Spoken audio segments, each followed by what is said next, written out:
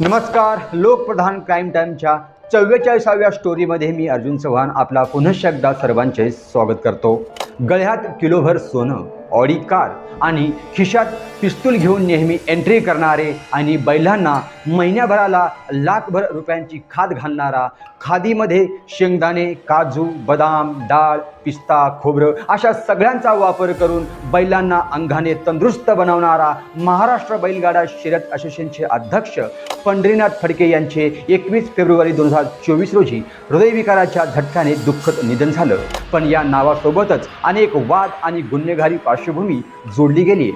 पंढरीनाथ सेठ फडके हे नाव घेतलं की डोळ्यासमोर धूळ उडवणारे बैलगाडे, गरजेचा आवाज आणि वादांचे वादळ उभे करणारा यशस्वी उद्योजक, प्रखर व्यक्तिमत्व आणि वादांचा केंद्रबिंदू असलेले फडके हे महाराष्ट्रात एक गाजलेले नाव आहे. पंढरीनाथ फडकेची आपण ठराविक कहाणी पाहणार आहोत आपल्या क्राईम टाईममध्ये.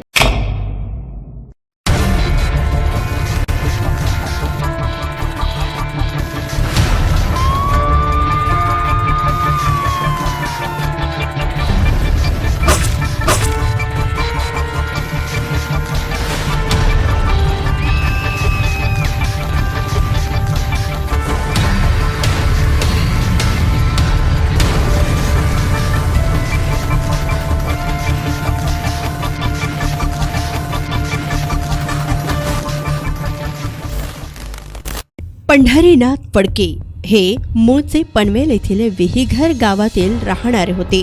बैलगाडी शर्यतीचे ते प्रचंड शौकीन होते. पंढरीनाथ फडके हे आधी शेकाप पक्षात सक्रिय होते.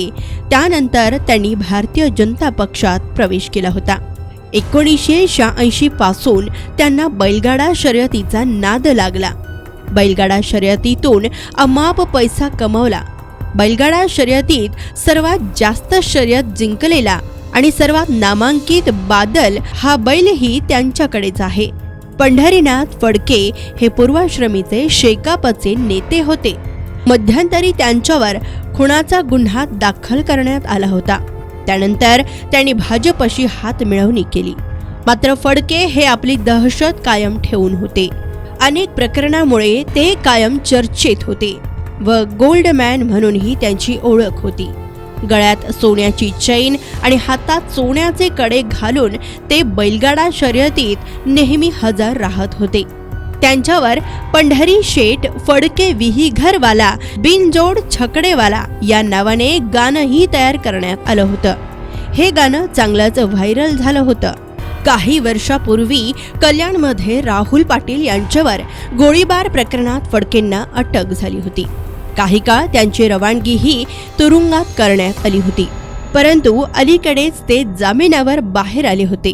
जेलमधून बाहेर आल्यानंतर पंढरीनाथ फडके यांची प्रकृती खालावली होती. बैलगाडा शर्यतीच्या बैठकीसाठी आलेल्या पंढरी फडके यांच्या चालकाकडून राहुल पाटील आणि त्यांच्या समर्थकांवर अंधाधुंद गोळीबार केल्याप्रकरणी अखेर रविवारी रात्री उशिरा पंढरी फडके, एकनाथ फडके आणि हरिश्चंद्र फडके या 3 आरोपींना खांदेश्वर येथून पोलिसांनी अटक केली होती. या गोळीबार प्रकरणामुळे अंबरनाथ शहर हादरलं. तर पनवेलमध्ये स्थानिक क्रिकेटच्या सामन्यात पंढरीनाथ फडके यांचे भर मैदानात हवेत गोळीबार करत एंट्री केल्याची घटना समोर आली आहे. एवढंच नाही तर त्यांच्या एंट्रीवर नोटांची उधळणही करण्यात येत होती. नवी मुंबईतील पनवेलमधील विहिंगर गावातील रात्रीचे क्रिकेट सामने भरविण्यात आले आहेत. हे सामने सुरू होण्याआधीच पंढरीनाथ फडके यांनी आपल्या समर्थकांसह एंट्री केली. त्यावेळी BMW घेऊन आला पंढरी शेठ फडके विहीघरवाला बिनजोड छकडेवाला हे गाणं डीजेवर जोरात वाजवण्यात आलं. मग काय, पंढरी शेठ एकदम रंगात आले आणि त्यांनी आपल्याकडील असलेल्या पिस्तुलीतून हवेत गोळीबार केला. जसे पंढरी फडके पुढे जात होते तसे ते गोळीबार करीत होते. एकूणच 4 राऊंड त्यांनी हवेत फायर केले. बैलगाडा शर्यतीच्या मैदानात त्यांच्या हटके एंट्रीची, त्यांच्या सोन्याची आणि गाडीच्या टपावर बसून शर्यत बघण्याच्या आगळ्या वेगळ्या स्टाईलची चांगलीच चर्चा असायची. बैल नजरेत बसला की कितीही पैसे लागू द्या त्याला विकत घेणारा बैल मालक म्हणून पंढरी शेठ यांची ओळख होती. व्यवसाय आणि यश. शालेय शिक्षण पूर्ण झाल्यावर फडके यांनी वडिलांच्या व्यवसायात मदत करण्यास सुरुवात केली. काही वर्षानंतर त्यांनी स्वतःचा व्यवसाय सुरू केला आणि ते लवकरच एक यशस्वी उद्योजकही बनले. वाद आणि वादग्रस्त विधाने.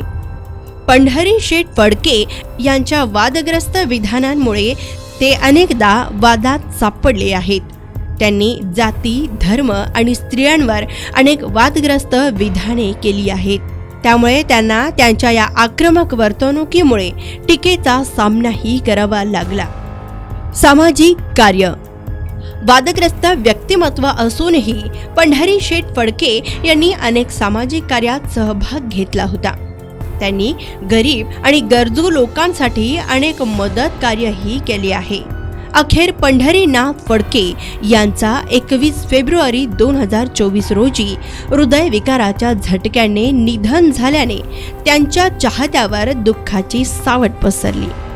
तर दर्शक हो, वादग्रस्त असणाऱ्या परंतु समाजकार्यात अग्रेसर असणाऱ्या गोल्डमॅन अर्थात पंढरीनाथ फडके यांच्याबद्दल आपल्याला काय वाटतं ते कमेंट बॉक्समध्ये कमेंट करून नक्की कळवा आणि पाहत रहा क्राईम टाईम न्यूज लोकप्रधानवर.